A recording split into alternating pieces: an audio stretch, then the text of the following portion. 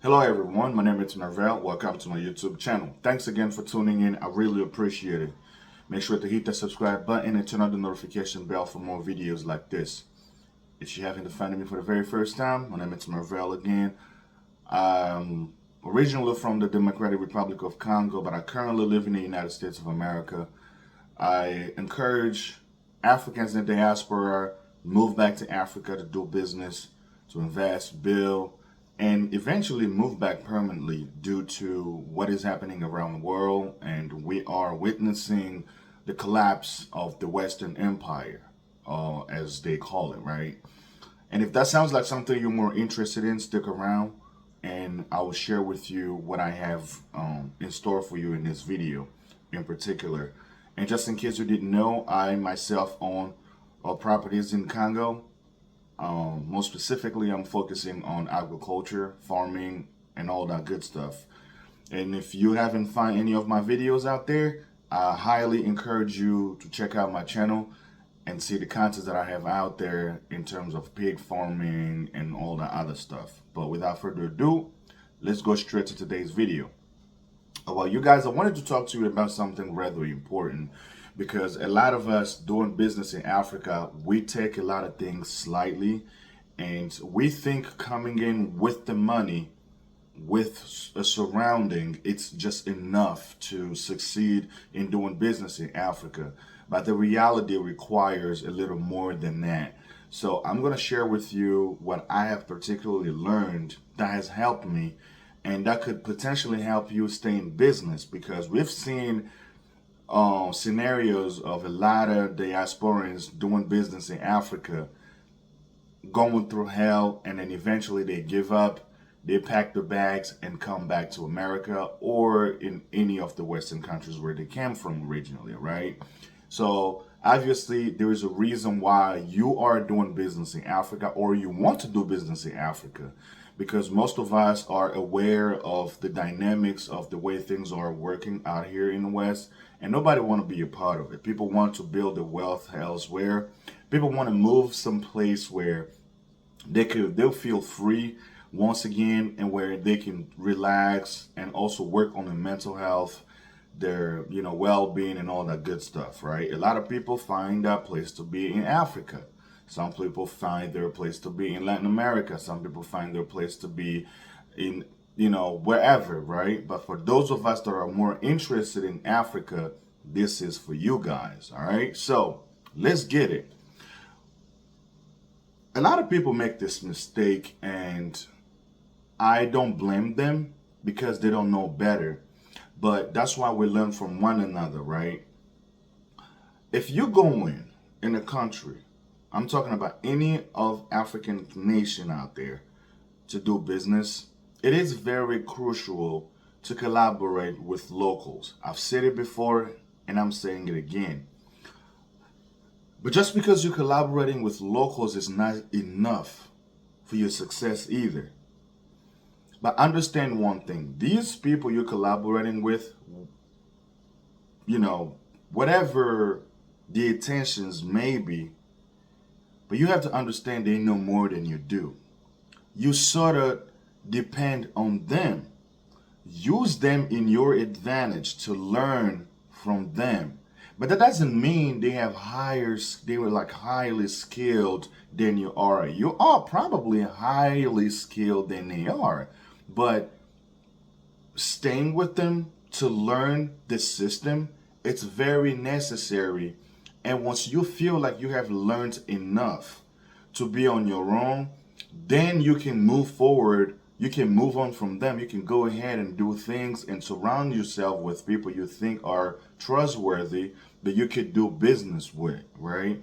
But in the beginning, if you ditch them right off the grip because of all stories that people tell online where scamming and all of that crazy stuff, yes, there are people out there who are willing to scam you. There's a bunch of them out there. You just have to do your due diligence to identify every single one of them, but also understand there are people who have no intention of scamming people or scamming you. But once you have identified who those people are, that's going to work better at your advantage. Because here's the thing. A lot of people, the moment they learned or somebody is feeding them information to kind of make other people look bad just so you can keep them around, those are the people to look out for as well too. You know what I'm saying? Because a lot of the times what happens is with certain people, when they see you coming from the West and you are hanging out with people that they do hang out with too, and then they find out what you're up to, they get jealous.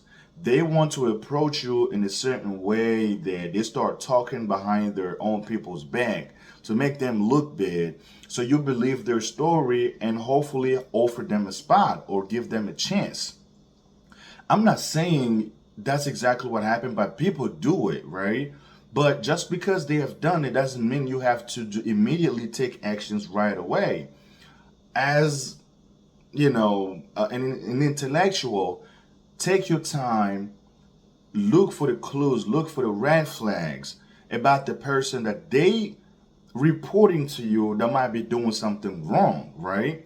I mean, when somebody brings you information, it's got to be appreciated until proven wrong.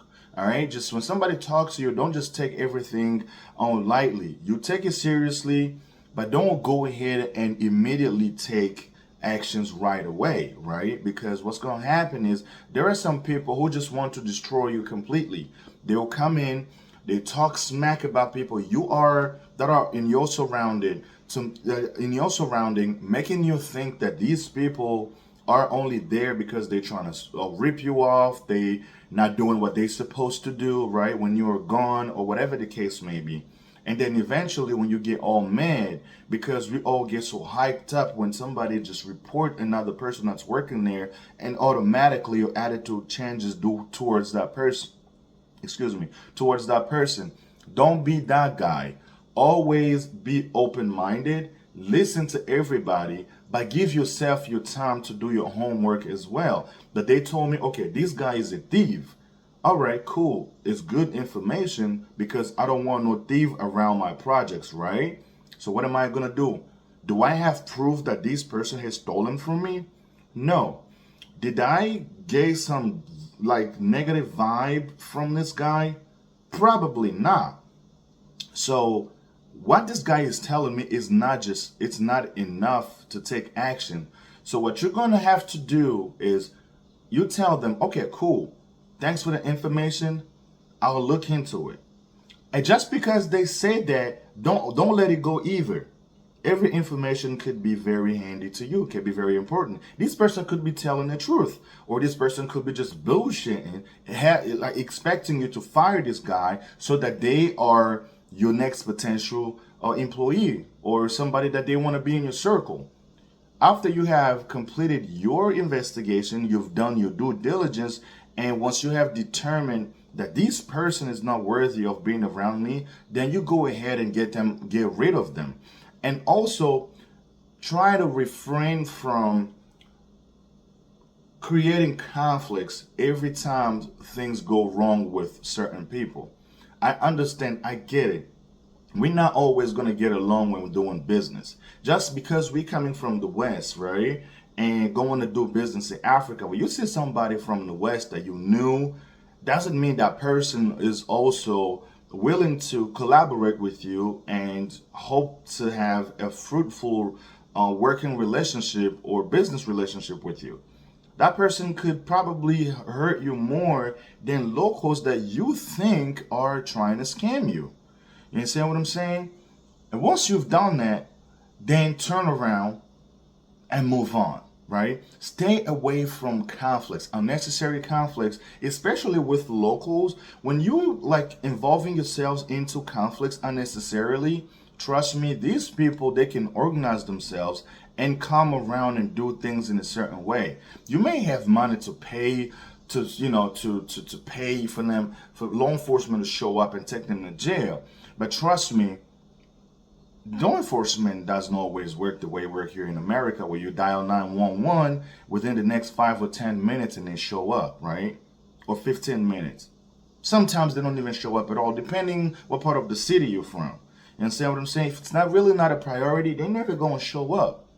Because most of the time, people really take matters in their own hand. I'm saying those are the things that you have to keep in mind when you are doing business in Africa. All of this can be summed up using one word only: humbleness. Humble yourself going in Africa when you are doing business there.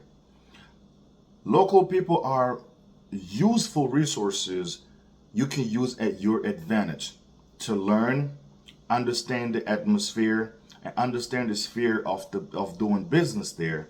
And once you have learned enough and identify potential people you think are going to stick around and who are not thinking about doing you wrong, then you could be on the right path. Because believe me, the moment you get there, we all filled with excitements, right? Oh, you're excited, you're doing X, Y, and Z. But trust me, we've all been through it. We've all been recommended by people who we thought were the right people for the job.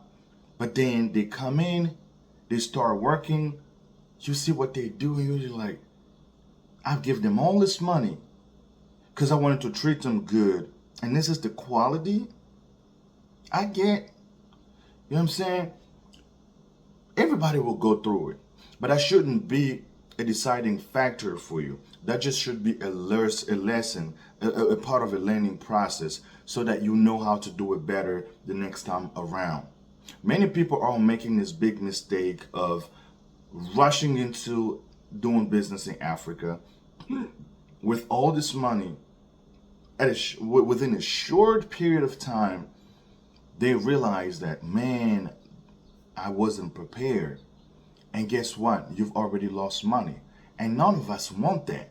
We already know the struggles, what it takes to make money, especially here in the US, for those of us that live in the United States of America. And you don't want to roll the dice on that. You want to make sure your money, it's worthwhile. You want to make sure your investment is worthwhile.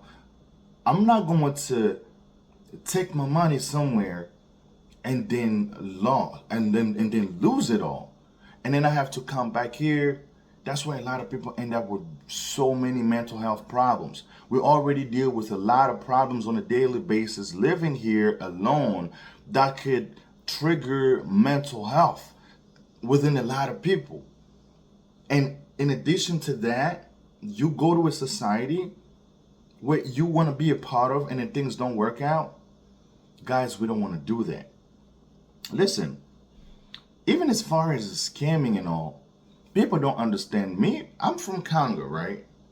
And I've lived in America for a little bit now. Every time I fly to my home country, I face challenges doing business there too. I do face a lot of challenges. Let's just put business aside.